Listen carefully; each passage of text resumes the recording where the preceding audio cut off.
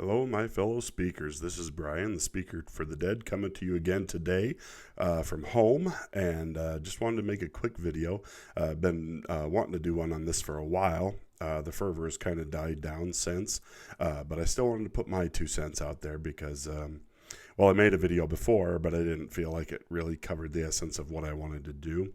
So this video is going to be about the recent controversy with Dave Chappelle's new Netflix special called Sticks and Stones. Now, I've seen this, watched it, thought it was funny, but I'm going to give you a full disclosure here. Dave Chappelle's not my favorite cup of tea. I think he can be funny, but I also think he's unnecessarily crass and rude and overly graphic at times. But my biggest thing I want to discuss here is that he has every right to do that. He has every right to say exactly what he wants to say. The freedom of speech gives him the right to do that. And one of the things I do like about him is that he is equally brutal to the left and to the right and to everybody. And I like comedians that can do that. I like comedians that are honest and open and that don't sit there and just let their left-wing politics dominate what they want to talk about, or right-wing politics. But really and truthfully, I guess what you'd call more the right type of comedians really don't go down that road. They'll make a quip every now and again about Hillary or some other political thing, but their entire set, their entire comedic style isn't based on their politics. And there are so many left-wing comedians that's all they can do. That is all they can talk about. It's one of the reasons I love guys like Bill Burr. Like I said, Dave Chappelle, he has these moments. Jim Gaffigan, the Blue Collar Comedy Tour guys. And then some of the, like Larry the Cable Guy is not my favorite, but Ron White is just hysterically funny. I think there's a lot of really great comedians out there that really kind of set the standard by which other people should be measured in comedy. And because I'll be up front, I can't stand shock comics. I can't stand comics who just get up there and try and say the most foul, depraved thing in the world to get noticed. That say the most horrific things just to try and shock people into laughter. Now, Dave Chappelle does some of that, but Dave Chappelle is smart about it. Unlike Doug Stanhope. I can't stand Doug Stanhope. He's disgusting. He's foul and he's awful. Or an Amy Schumer. She tries to be as foul and awful as she can be. The early Amy Schumer stuff was kind of funny, but where she's at now, she's not funny at all. She's just disgusting and gross, as opposed to Kathleen Madigan, who is absolutely hilarious and is somewhat left-leaning in the way she talks about things. And Lewis Black, who is much more is a left-leaning guy, but he isn't afraid to go, yeah, and the Democrats suck too. I love that kind of comic who can be funny, clever, witty. That's the kind of comedy I like. And Dave Chappelle can do that. Now, I know I'm talking about a lot of other comedians, but Dave Chappelle has brought something to the surface that needed to be discussed for a while. This PC, politically correct culture that we've found ourselves in. And most people don't understand where that term even came from. That term came from the old Soviet Union.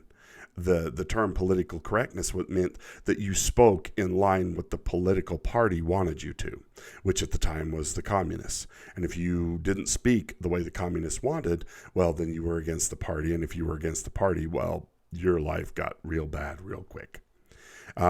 Now we seem to be doing it to ourselves. We have our own citizens policing each other's speech and the government to a certain degree as well. Although the government's just sitting back and letting these side groups do it for them. Tell people what they can and can't say, what you can and can't do, how you can and can't act. And it's scary. It's truly scary. But it takes a guy like a Dave Chappelle, who's African American, who can get up there and he can speak enough to the left that they can't really sit there and go, well, he's a right-winger. they'll try and paint him that way, but he doesn't come off that way at all. And so that criticism completely falls flat right from the very beginning. And so, I mean, he can bring up issues and slap people in the face with their biases and their stupidity, from both sides, and calls out the hypocrisy that's going on right now. Because people aren't even allowed to make jokes and be funny anymore. And if they do, oh my gosh, they get called out on the carpet and they have to go out and make apologies in front of the microphones and stuff. And the second they make an apology, that's just blood in the water. It's like chumming sharks. They think that being able to make an apology is a weakness and means, see, he admitted he's a right-winger. He admitted he's evil. Look, get him! And they go even worse. You cannot apologize to these people because that's not what they're after. They're after your destruction. They're after anybody who doesn't think and believe exactly like them must be destroyed in the public sphere. And that's what's being done. And Dave Chappelle presents them with a real hard problem because he doesn't fit into their categories. And he they can't nail him down. And so it's almost impossible to use him as the poster child for racism. Which, had Bill Burr or any other white comedian said what Dave Chappelle said, he would have been, murdered on the 6 o'clock news for being a racist, bigot, homophobe, sexist, misogynist pig. And that's why I love Bill Burr, because he says that stuff anyway. He doesn't care. He doesn't care what people say, and he doesn't apologize for how he talks about stuff. And he's so smart and common sense, it comes off in a very funny way. But he can be kind of crass and rude at times too. And I don't really care for that, but I do like to see this fighting back from the comedians on this political correct stuff.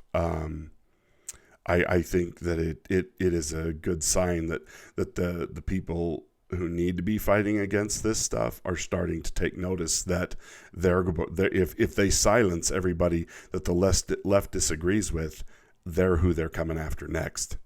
Because how dare they ever point out the hypocrisies and the stupidities on the left. And when they're done with the right, that's what they'll do. They won't have anybody else to make fun of, so they'll turn on the left. And if you think comedians, you're going to be allowed to get away with that, you're wrong. You're wrong. It's just like the media. I don't understand the media's take on this. The media is jumping in and trying to silence and screw people and destroy people in the media, and tell false stories. I mean, they've been trying to destroy President Trump ever since he got elected and before. And I'm no Trump fan, but he got elected, and the media has done everything they can to destroy a sitting president, which is scary that they can go after somebody in his position. And I mean, what are we going to do if they decide to come after one of us? Because we don't have the bully pulpit. We don't have anything to protect ourselves against these people. They can come in, malign us, destroy us, and we have no way of fighting back. But if they can do this to a sitting president, they can do it to any of us, and we won't have any way of stopping them. So I'm glad to see guys like Dave Chappelle taking these idiots on and making them look like the hypocritical fools that they actually are. But my point about the media is, they're helping and aiding in these horrific crusades of the left. And the funny thing is, they don't realize that just like the comedians, they're next. Once they silence all their critics, they'll silence everybody who might become future critics. Anybody in the media who's ever even thought about not agreeing with everything they said. So, I mean, the media, they're going to be the first ones up against the wall when they finally get their guns and everything taken away. The media is going to help them do all this horrible stuff to the American people, and then they're going to be targeted next because there won't be anybody left to speak up for them. It's just like that poem, first they came for the trade unionists, and I wasn't a trade unionist, and then next they came for the communists, and I wasn't a communist, so I said nothing. And eventually it gets to the point where he says, now they're coming for me, and there's no one left to speak up because nobody spoke up, because they don't understand that freedoms are something that are precious, and that if you sanction the loss of freedoms for one group, they can be taken from any group, including yours. So I hope this is a lesson. I did a video on the death of freedom of speech, where I used several different movie clips and things to describe what was going on. And I hope everybody will go take a look at that, because I spent a lot of time trying to bring across the salient points and the definite dangers of what's happening. Because we need to be able to laugh at each other. We need to be able to make jokes. There was a time in this country where people knew how to take jokes. Now everybody just gets offended and starts screaming about how you can't say that. And you're seeing the censorship find its way, and these people are getting into these big media companies where they're silencing people and shutting down voices. And once that starts to become commonplace, it's over. And if you think they'll stop at just the people they disagree with now, you're wrong. Once you get the taste for this kind of power, you'll go after everybody who might ever possibly be a source of disagreement with you in the future. Even if they agree with you now, they'll get you.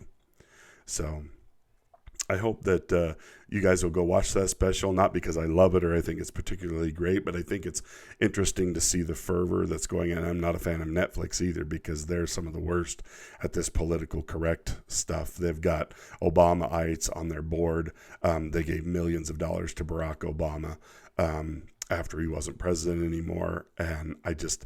And so that he could create content on their network. And I was disgusted with that for the same reason I'd be disgusted if they'd have done the same thing with George W. Bush. I don't want politicians having access to creating media content unless they manage to pull the money together and create their own network and do it the right way. But to have some group that's already involved in there trying to shove more politics from one particular point of view, it's disgusting. It's despicable, and I don't agree with that. I don't want that. I don't want people's politics being pushed into my entertainment. I want to be able to go sit down and enjoy a good movie without feeling like I'm being preached and proselyted to by the communists and the socialists out there, and that their views are being normalized, and that abortion and all that kind of stuff that's horrible for our society is being promoted. Now, they have a right to say whatever they want, just like I hope we have the right to fight against all that kind of stuff, but that's not what's going on. They're silencing voices. Like I said, I don't particularly love Dave Chappelle, but I find it interesting, the conundrum he has put them in, and I think just for that, it's worth supporting him. But get out there and support your favorite comedians, and don't, if you go to a comedy show and get offended, you're an idiot, because most of the time that's what they're trying to do. They're trying to get under your skin and make you reevaluate what you think about yourself and stuff. And I mean, like I said, as much as I hate Doug Stanhope and his stand-up, I would never say that he should be taken off the air. The one last thing I will say, and I'll end with this on this particular topic, is that we have to be careful.